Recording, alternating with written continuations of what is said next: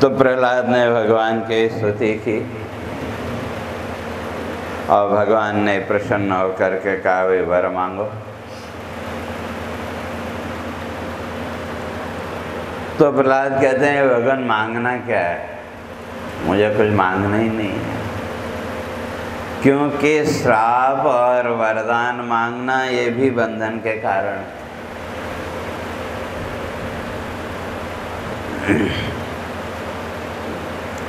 क्योंकि वरदान मांगना भी कहते हैं भक्ति की जो साधना है, साधना में वे विघ्न रूप है। लेकिन हम लोगों को तो थोड़ा सा कुछ किया तो तुरंत वरदान चाहिए कि भले झूठा ही सामने वाला बोल दे लेकिन कुछ अच्छा बोल दे, यही हमारी कामना रहती है। तो प्रहलाद जी कहते हैं कि भाई वर मांगना तो अपने विघ्न रूप है, तो फिर भक्ति का औचित्य ही खत्म हो जाएगा। इसलिए यहाँ कुछ मांगना नहीं है। लेकिन फिर भी कहते हैं कि भाई अगर आप कहते ही हो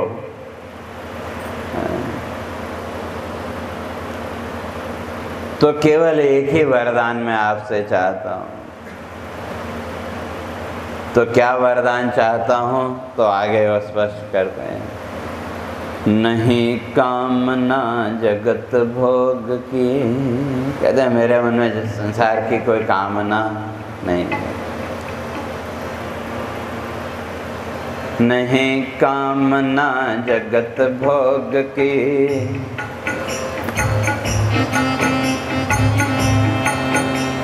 नहीं कामना जगत भोग की, वह तो केवल जीवन बंधन। संसार की जो कामनाएं का वो तो केवल जीवन में बंधन का कारण है। इसलिए नहीं कामना जगत भोग की, वह तो केवल जीवन बंधन। जगत भोग हैं देते केवल, जगत भोग हैं देते केवल, जन्म मृत्यु का शाश्वत क्रंदन। जगत भोग से त्रस्त भीत में, उल्टा चला गया। जगत भोग से त्रस्त भीत में, शरणागत हो करता वंदन। दया करो हे करुणा सागर, दया करो हे करुणा सागर, हृदय ग्रंथि का करें विमोचन। कि मेरे हृदय की जो ग्रंथि है आप उसको खोल दो बस, और मुझे कुछ नहीं चाहिए।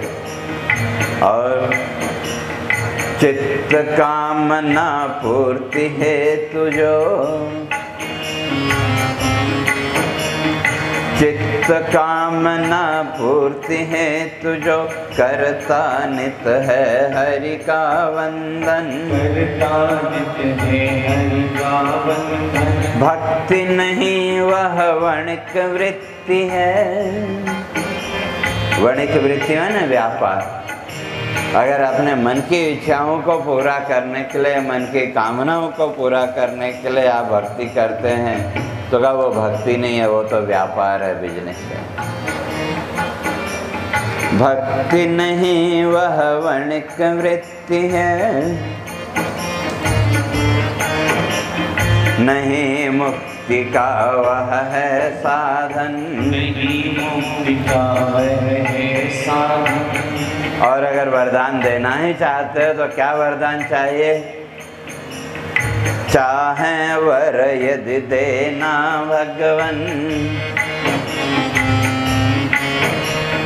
चाहें वर यदि देना भगवन, जगत कामना विरहित हो मन। जगत कामना विरहित हो मन। वरदान यही मैं मांगू तुमसे, वरदान यही मैं मांगू तुमसे, ब्रह्म तत्व का नित हो चिंतन। ब्रह्म तत्व का नित्य हो चिंतन। और प्राण इंद्रिय और धैर्य बुद्धि तेज, प्राण इंद्रिय और धैर्य बुद्धि तेज वीर्य बल लज्जा तन मन। चित्त कामना बोध निरोधक। ये सब चीजें कहते हैं कि हमारे बोध, तत्व बोध को बाधित करने वाले हैं, इसलिए इनके द्वारा चित्त कामना में, इसके द्वारा तो क्या होता है, होता नष्ट सकल जग जीवन का, उसके द्वारा तो संपूर्ण जीवन ही नष्ट हो जाता है। इसलिए चित्त कामना जय कर मानव, चित्त कामना जय कर मानव, पाता शाश्वत सत्य सनातन। पाता शाश्वत सत्य सनातन। और फिर भगवान से वंदना करता है। अद्भुत मानव व्याघ्र विभासित, अद्भुत मानव व्याघ्र विभासित, दिव्य रूप का करता वंदन। दिव्य रूप का करता वंदन। तो भगवान की फिर से प्रहलाद ने वंदना की।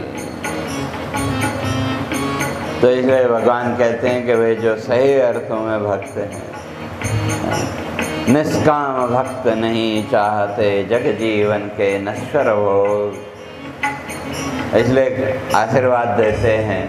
तो क्या, मनंतर तक दैत्य अधिपवन, पाओगे सुख जीवन योग। कहा तुमको जो, तो मैं एक मनवंतर तक दैत्य अधिपवन, दैत्यों का अधिपति, अर्थात एक मनवंतर तक तुमको मैं और राज्य देता हूँ। और देता वर में बालक तुमको मिट जाएगा जीवन रोग, मैं ही ईश्वर उर में भासित, मैं ही भोक्ता यज्ञ सुयोग। कहते मैं ही ईश्वर, मैं ही भोक्ता, मैं ही भोग। इसलिए कहते हैं नित्य अपने हृदय में, अपने चित्त में तुम मुझे ही देखो, तो उसी के द्वारा तुम इस संसार के बंधनों से। और फिर प्रहलाद कहता है भगवान अगर वरदान आप देना ही चाहते हैं तो एक वरदान मुझे दे दो कि मेरे पिता जो है तो दोष मुक्त हो जाएं। भाई आपका उन्होंने अपराध किया, आपके साथ द्वेष भाव उनका था, पर मेरे जो पिता हैं वो इस दोष से मुक्त हो जाएं। तो भगवान कहते हैं कि भाई वो तो पहले ही तुम जैसे पुत्र को प्राप्त करके इस संसार के दोषों से मुक्त हो चुके हैं। तो इस प्रकार से ये प्रहलाद चरित्र यहाँ तक पूरा हुआ। और इसी क्रम में फिर मानव धर्म, वर्ण धर्म, स्त्री का धर्म, ब्रह्मचर्य और वानप्रस्थ आश्रमों के धर्मों का वर्णन, सन्यासी और अवधूत के क्या वर्ण धर्म है उसका वर्णन, और उसके बाद गृहस्थ के लिए कौन से कर्म है उनका वर्णन, और उसके बाद मोक्ष की विधि का वर्णन करते हुए सप्तम स्कंध पूर्ण होता है। बोले सच्चिदानंद भगवान की जय। और जो तो फिर उसके बाद अष्टम स्कंद में मनवंतरों का वर्णन, और फिर आगे नवम स्कंद में राजाओं का वंश वर्णन आएगा। अभी जो है तो 3-4 मुख्य कथाएं हैं, फिर उसके बाद उसमें तो अभी आगे गजेंद्र स्तुति, समुद्र मंथन, गंगा जी का प्राकट्य, मत्स्यावतार की कथा, ये सब कथाएं आज के क्रम में आएंगी। तो अब यहाँ जो है तो अष्टम स्कंध के आरंभ में फिर परीक्षित प्रश्न करते हैं। कहा सुखदेव जी से, कहा कि मैंने मनु वंश वर्णन तो सुन लिया, मनु के वंश का वर्णन आपने सुनाया, कहते हैं आप दूसरे जो मनु हुए, कहा मैं उनके बारे में भी सुनना चाहता हूँ, और इसके बाद क्या क्या लीलाएं होंगी, कौन से मनु आएंगे, कहा मैं उनके बारे में भी सुनना चाहता हूँ। पिछले और आगे के बारे में भी वो कहता है मैं सुनना चाहता हूँ। तो तब वहाँ उसका उत्तर देते हुए सुखदेव जी कहते हैं कि भाई इस कल्प में 6 मन्वंतर बीत चुके, स्वयंभू आदि जो मन्वंतर हैं वो कितने बीत चुके, 6 मन्वंतर बीत चुके। और कहते हैं अब जो है तो आकृति के गर्भ से, क्यों पहले कपिल के रूप में ज्ञान आदि का उपदेश बता दिया, तो कहते हैं अब जो है तो कहते हैं मैं स्वयंभू आकृति के गर्भ से प्रकट होकर भगवान ने जो लीलाएं की का उनका मैं वर्णन तुमको सुनाता हूँ।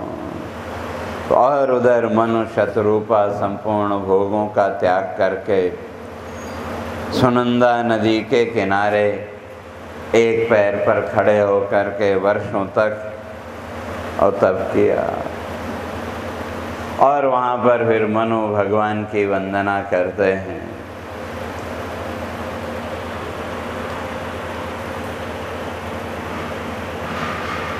और फिर उसमें फिर मनु वंशावली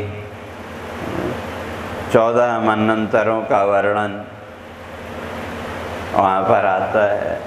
और वहाँ पर सुखदेव जी इस बात को स्पष्ट करते हैं, कहते हैं ये जो 14 मन्वंतर है ना, ये भूत भविष्य और वर्तमान तीनों कालों में लगातार चलते रहते हैं।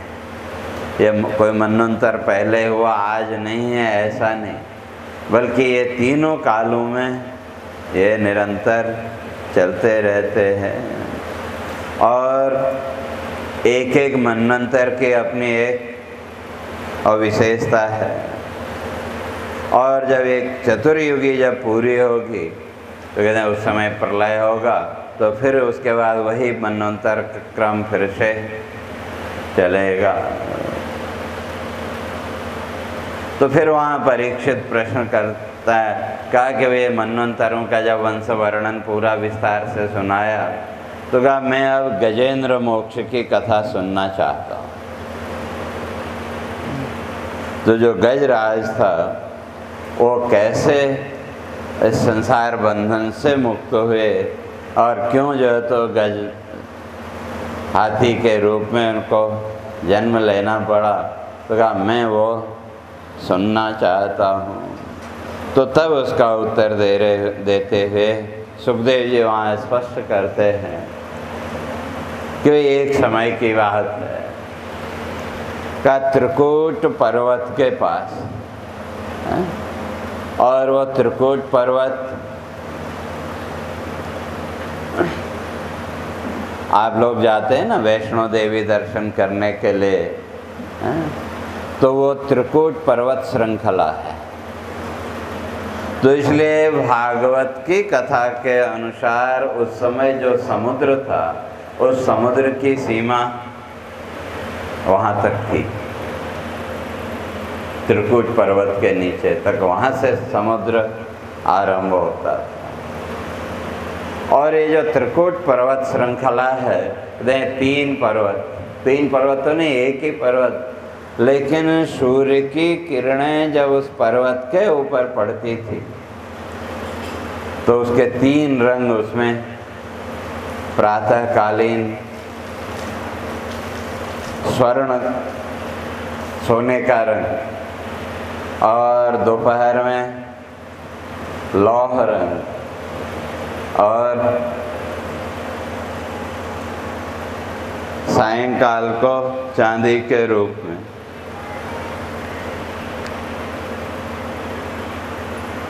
तो इसलिए हम इस बात को स्पष्ट करते हैं कि भाई वहाँ जो है तो एक ऋषि वाटिका थी।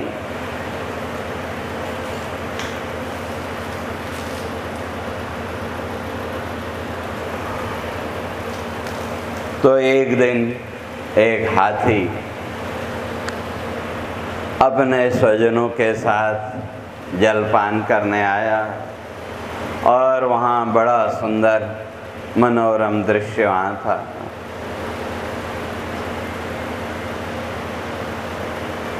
तो इसलिए ये जो हाथी था, तो ये हुहु नाम का गंधर्व था, और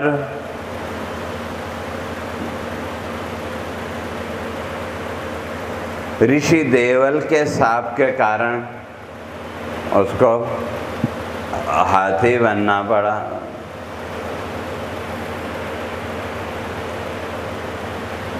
नहीं, जो ग्राह था, ग्राह जो है तो हुहु नाम का गंधर्व था, और जो हाथी था वो पांड्यवंशी द्रविड़ देश का राजा था, तपस्या कर रहा था। एक दिन महर्षि दुर्वासा उधर से निकले, तो ये तो अपना तपस्या में लीन था,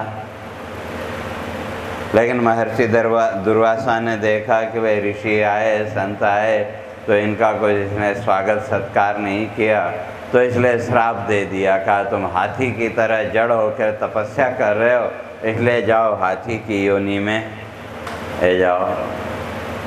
तो इसलिए गज और ग्राह ये दोनों ही श्राप के कारण आए थे। तो इसलिए वो जो त्रिकुट पर्वत है, तो उसका कैसा सौंदर्य था, कैसा वो था, और कैसे गज वहाँ पहुँचा, तो उसकी चर्चा यहाँ आरंभ होती है।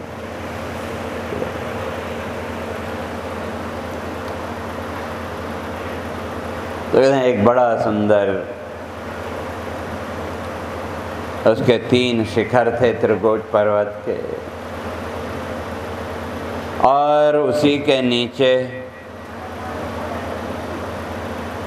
वरुण वाटिका, ऋतुमान नामक महात्मा वरुण की कुटिया थी वहाँ, और उसी के पास में सरोवर था। सरोवर के आगे फिर समुद्र का होता। तो इसलिए यहाँ कहते हैं कि भाई गिरिवर सुंदर ख्यात एक था, प्रसिद्ध पहाड़ त्रिकुट पर्वत। आज भी त्रिकुट पर्वत श्रृंखला उसको माना जाता है। और शिखर 3 थे अतिशय सुंदर, 3 शिखर बड़े उसके सुंदर थे। तो कैसे? हिरण्य रजत लौह कांतिमय। हिरण्य माने सोना, रजत चांदी, और लोहा, 3 प्रकार के शिखर के, तीनों शिखरों के अलग अलग कांति थी। और तरह तरह के लताएं, पेड़ पौधे, जैसे बगीचे में आप बनाते ना, अगर जगह है तो छोटा सा गार्डन बनाते हैं, तो गार्डन में तरह तरह के पौधे आदि, तो उसी तरह से कहते हैं कि वो वरुण वाटिका थी। और वो जो गजराज था वो भी एक दिन वहाँ पहुँचा, और वो वाटिका इतनी सुंदर थी, इतना सुंदर सरोवर था, तो कहते हैं देव कन्याएं भी वहाँ स्नान करने के लिए आया करती थी। तो वही ख्याति सुनकर के एक दिन वो गजराज भी अपने पूरे ग्रुप के साथ, समूह के साथ वहाँ पहुँचा। तो कैसे? स्वजन व्यूह मद गर्वित गजपति, स्वजन व्योह मद गर्वित गजपति योत संग था चला एक दिन। संग था चला एक दिन। और वो जो स्थान था जहाँ पहुँचा वो स्थान कैसा था? गंध सुवासित पद्म सरोवर।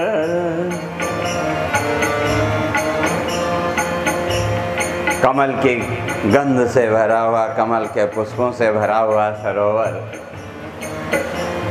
गंध सुवासित पद्म सरोवर, तीर पुलिन था पहुँचा दंतिन। तीर पुलिन था पहुँचा दंतिन। दंतिन भी हाथी को ही कहा जाता है संस्कृत में, इसलिए उस लय मिलाने के लिए कहीं कहीं संस्कृत शब्दों का भी प्रयोग करना पड़ा। और इस पूरे महाकाव्य में एक शब्द उर्दू का भी आया है, बाकी ने केवल एक शब्द पूरे उसमें एक जगह और कोई शब्द नहीं मिला तो फिर वहाँ उर्दू के शब्द का प्रयोग करना पड़ा। तो इसलिए स्वजन व्योह मद गर्वित गजपते, योथ संग था चला एक दिन। गंध सुवासित पद्म सरोवर, गंध सुवासित पद्म सरोवर, तीर पुलिन था पहुँचा दंतिन। तीर पुलिन था पहुँचा दंतिन। और जल क्रीड़ा कर था योथ संग। और कैसे? जल क्रीड़ा करता यूथ संग, अनभिज्ञ वक्र काल चक्र से। जो काल का चक्र है वो बड़ा टेढ़ा है, कोई नहीं समझ पाता, तो इसलिए जल क्रीड़ा वहाँ करने लगा। तो कैसे? अनभिज्ञ वक्र काल चक्र से। और तब महामत्स्य ने पगथा पकड़ा। महामत्स्य ने ग्राह, महामत्स्य ने पगथा पकड़ा अनायास तब दैव योग से। तब क्या हुआ? सम्मुख संकट भीषण पाकर, सम्मुख संकट भीषण पाकर, गजता करता करुण पुकार। गजता करता करुण पुकार। सम्मुख संकट भीषण पाकर, गजता करता करुण पुकार। गजता करता करुण पुकार। बांधव जन तब सहयोगी बन। जो भी साथ में उनके थे सब जोर लगाने लगे उसको बाहर खींचने के लिए। बांधव जन तब सहयोगी बन, बांधव जन तब सहयोगी बन, करते यत्न गजेंद्र उद्धार। करते यत्न गजेंद्र उद्धार। और हुआ समर्था भीषण जल में, हुआ समर्था भीषण जल में, आयुष वर्ष सहस्र व्यतीत। आयुष वर्ष सहस्र व्यतीत। 1000 वर्ष तक युद्ध चलता रहा। तो कितना? 1000 वर्ष तक। भागवत ने लिखा है कि 1000 वर्ष तक युद्ध उनका चलता रहा। और क्या होता रहा? कभी गजेंद्र विजय पा लेता,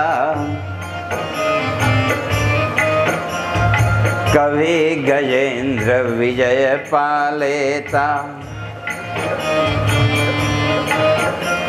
कभी ग्राह था लेता जीत, कभी ग्राह था लेता जीत, कभी इसका बल प्रबल कभी उसका बल प्रबल, तो वही जो तो चलता रहा। और तब शनय शनय तब काल योग से, शनय शनय तब काल योग से हुआ शिथिल जग गज शक्ति आधार। मृत्यु पल सम्मुख देख गजेंद्र, अब गजेंद्र को मृत्यु सामने दिखाई देने लगी। तो अब जो है तो करता मन में मुक्ति विचार, तो मन में अब जो है तो उसने देखा कि भाई अब कोई मदद काम में आने वाली नहीं है, तो इसलिए मन ही मन जो है तो अब मोक्ष का मुक्ति का विचार करने लगा। तो क्या विचार करने लगा? नहीं जगत में कोई रक्षक, नहीं जगत में कोई रक्षक, रक्षक जग में केवल ईश्वर, रक्षक जग में केवल ईश्वर। क्यों न करूं मैं वंदन हरि का, क्यों न करूं मैं वंदन हरि का, वही जगत में है सर्वेश्वर, वही जगत में है सर्वेश्वर। इसलिए चिंतन करने लगा मैं परमात्मा का ही चिंतन क्यों न करूं, क्यों वही जो है तो जगत के सर्वेश्वर। और तब मन में दृढ़ निश्चय करके उस तालाब के किनारे जो पुष्प था उस पुष्प को अपनी सूंड में उठाया और पूर्व जन्म में सीखा हुआ जो स्तोत्र, पूर्व जन्म में सीखे हुए स्तोत्र के द्वारा भगवान की वंदना करने लगा।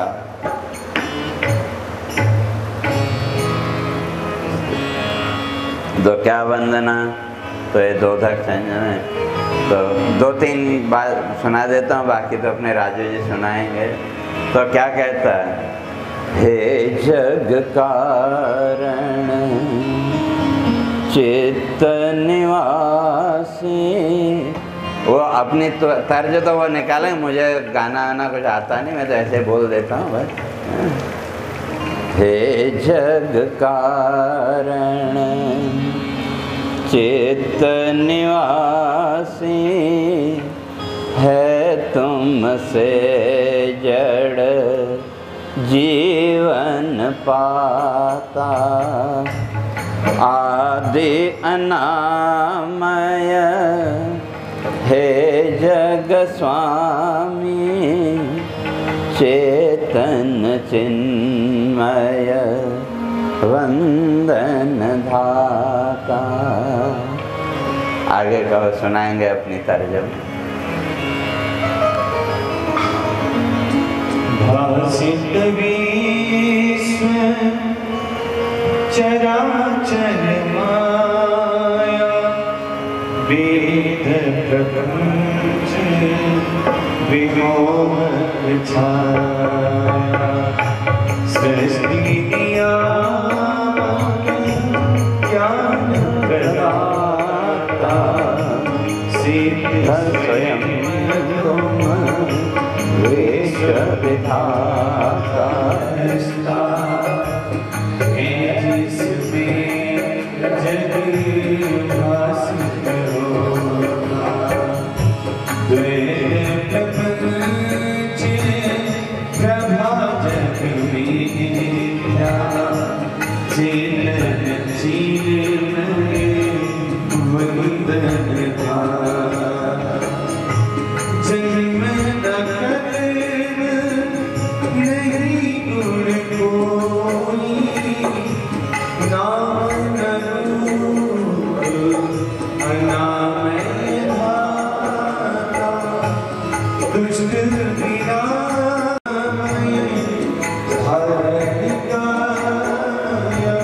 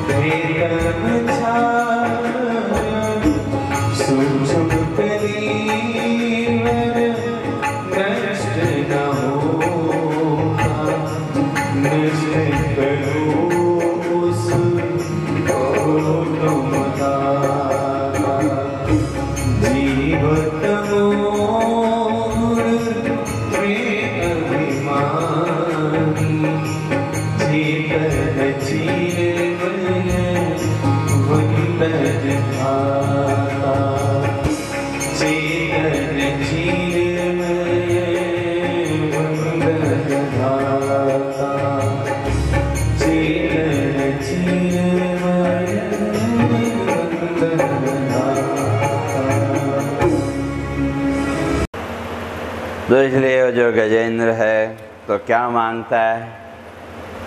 अरे भगवान मुझे कुछ नहीं चाहिए, मुझे मोक्ष भी नहीं चाहिए, तो क्या चाहिए?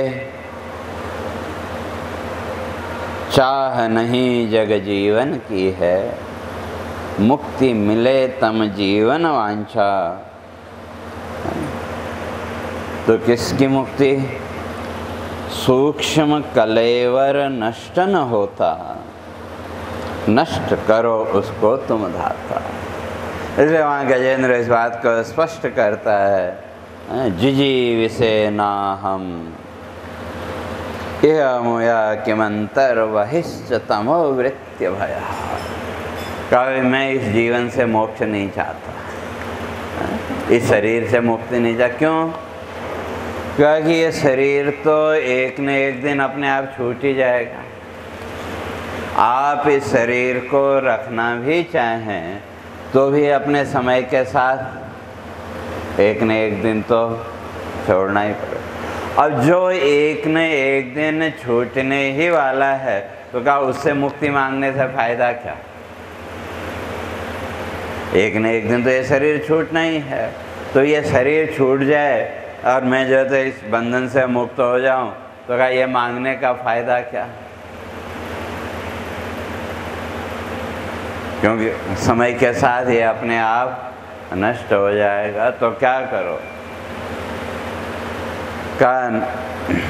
इच्छामि कालेन यस्य विप्लवः तस्य आत्मा वर्णस्य मोक्षम।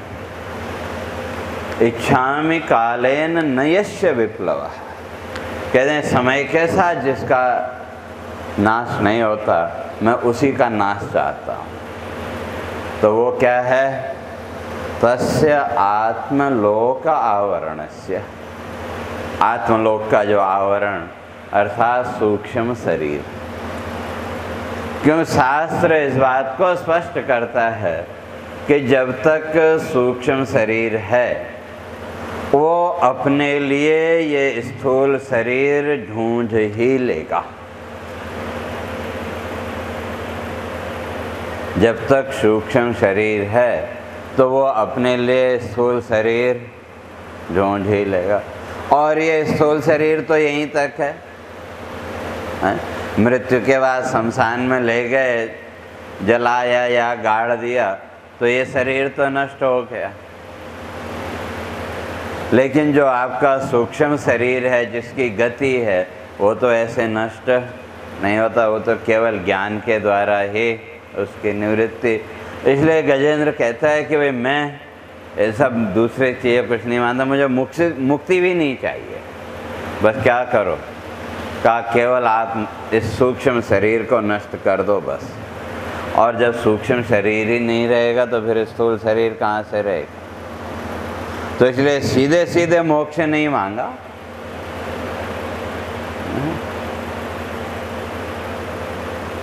तो सीधे कान पकड़ने के बजाय हाथ घुमा के पकड़ लिया, बात वही है।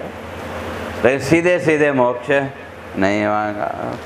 तो ये जो है तो गज और ग्राह, तो तब जो है तो जब वंदन किया तो सुखदेव जी वहाँ कहते हैं, तो गजेंद्र ने पहले सभी देवी देवताओं का वंदन किया था, लेकिन कोई किसी ने भी उसको मुक्त करने का प्रयास नहीं किया। तो तब उसके अंदर आया कि भाई संसार में तो कोई रक्षक है नहीं, केवल वो ईश्वर परमात्मा ही और रक्षक है। तो तब उसकी स्तुति सुन करके भगवान वहाँ प्रकट हुए। कैसे? आरूढ़ गरुड़ रथ भूषित हरि, सुनकर गज की आर्त पुकार, सर्वदेवमय हरि थे प्रकटे, करने पीड़ित गज उत्थान। और जब भगवान वहाँ पहुँचे तो अपने सूंड में फूल उठा करके उसने भगवान को अर्पित किया, और भगवान ने अपने चक्र से जो ग्राह था उसका गला काट दिया। तो इस तरह से गज और ग्राह दोनों का उद्धार हुआ। और भगवान ने गजेंद्र को वरदान दिया, कहा कि ये जो गजेंद्र स्तुति है, कहते हैं जो ब्रह्म मुहूर्त में नित्य प्रति इसका पाठ करेगा तो कहते हैं वो भी धीरे धीरे इस संसार के बंधनों से मुक्त हो जाएगा। ये वरदान दे करके भगवान अपने लोक को चले। और उधर परीक्षित ने फिर पहले कहा था ना, मैं अभी और मनवंतरों की कथा सुनना चाहता हूँ। तो अब महर्षि सुखदेव जी कहते हैं कि भाई इस कथा के बाद अब मैं तुमको रैवत और चाक्षुष मनवंतर की कथा सुनाता हूँ। और ये जो चाक्षुष मनवंतर है, कहते हैं इस मनवंतर में भगवान ने देवताओं को अमृत पिलाया था। तो और भगवान ने कच्छप रूप धारण करके मंदराचल पर्वत को मथानी के रूप में अपनी पीठ पर धारण किया था। कहते हैं कि वो कथा मैं तुमको सुनाता हूँ। तो सुखदेव जी कहते हैं कि भाई एक बार देवता और असुरों में युद्ध हुआ। तो जो देवता लोग थे वो पराजित हो गए, तो भाग करके भगवान विष्णु के पास गए, ब्रह्मा जी के पास गए। और ब्रह्मा जी उनको सबको साथ में लेके भगवान विष्णु के पास गए। तो भगवान विष्णु ने आज तो एक युक्ति बताई। तो क्या? अहिमु सखवत। तो इसलिए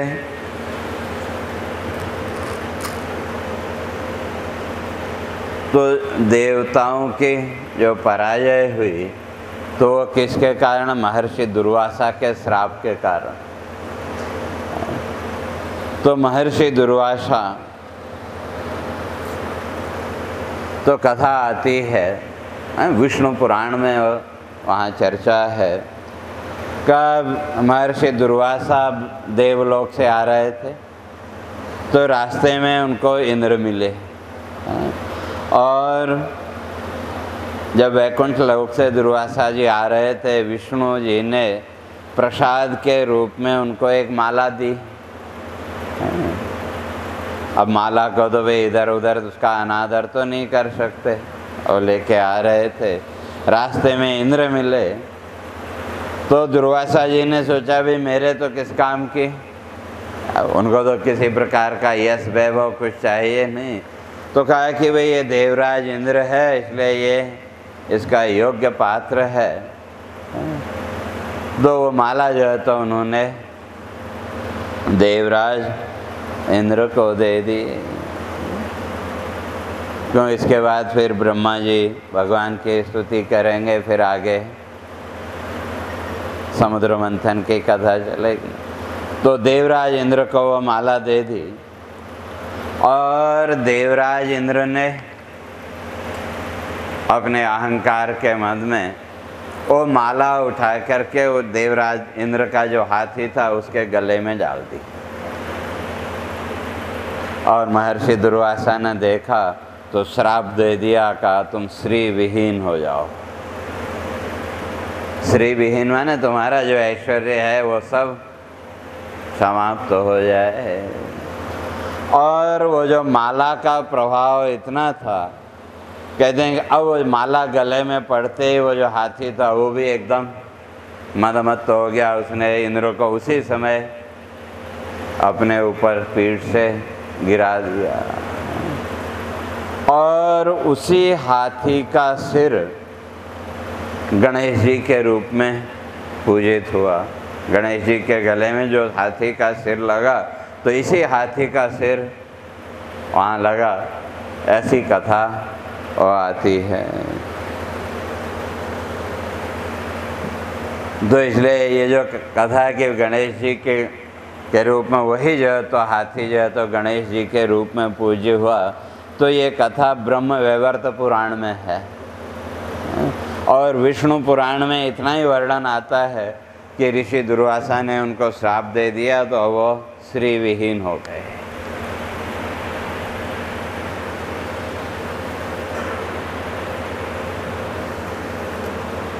तो तब वहाँ जो तो सब देवता लोग वहाँ पहुँचे ब्रह्मा जी के साथ। तो वहाँ ब्रह्मा जी फिर भगवान की स्तुति करते हैं। स्तुति ये भी लंबी है, तो मैं सोचता हूँ कि एक दो पद ये तो सुनाएंगे। चित विवासित ब्रह्म पुरातन वाणी गुण वर्णन भिन्न सनातन सत्य कथन अतितर नाम चेतन प्रकाश इंद्रिय भाव प्रकाशन आरत सदा जग व्यापक बंधन जाय नहीं तुम में धरणी है नित्य सदा हरि जोनित हम गीता सत द्वापर दुख विभाव हे नश्वर ते प्रथम नमो आकाश धरा घी गुण पावन हे अयम जल वायु गुणान छाया भव आतप शून्य प्रभाव जगम मनोहर मारुति आधार चराचर शाश्वत चिन्ह माया गुण का करते तुम सच माया गुण वर्णन भिन्न नाम अवैध करोहि ध्रुव विभाग ज्ञानी जन अंतस भक्ति विवास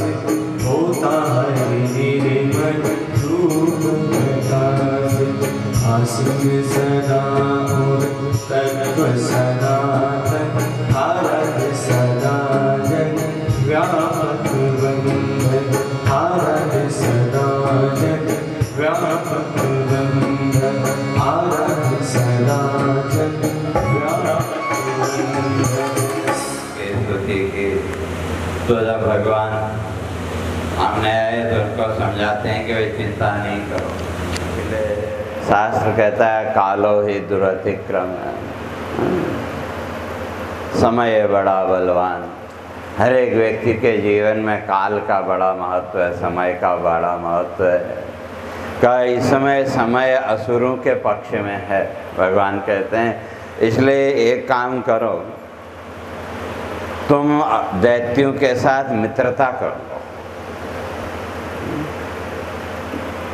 तो सब देवता चौंके कि भाई ऐसे क्या शत्रु हैं और आप कह रहे हो मित्रता कर लो। तो कहते हैं मित्रता कैसी, तो कहा युक्ति में बताता हूँ। तो कैसे, कहा अहिमूसकवत, सर्प और चूहे की मित्रता जैसी। और सर्प और चूहे की मित्रता हो सकती है क्या? नहीं हो सकती। तो कहते हैं उसके लिए कथा सुनाई वहाँ भगवान ने। तो अहिमूसकवत कैसे कथा? कहा एक बार एक मदारी खेल दिखा रहा था, तो सर्प का खेल वगैरह दिखाते ना, मदारी खेल दिखा रहा था। तो वहीं जो है तो कहीं ऊपर पेड़ में एक चूहा चढ़ा हुआ था। तो अचानक संयोग से वो गिरा नीचे, तो मदारी की जो टोकरी थी उसमें गिर पड़ा। अब टोकरी ऊंची थी तो उछल के कूद के बाहर निकलने की कोशिश की, लेकिन नहीं निकल पाया। और उधर मदारी का जब खेल पूरा हुआ तो उसने सांप को लपेटा और टोकरी में रख दिया, ऊपर से बंद कर दिया। अब सांप का तो प्रिय भोजन है चूहा, और चूहे ने भी देखा भाई मेरा तो काल सामने खड़ा है। तो सांप ने कहा भाई नहीं, मैं तुमको खाऊंगा नहीं, मारूंगा नहीं। तो कहा क्यों?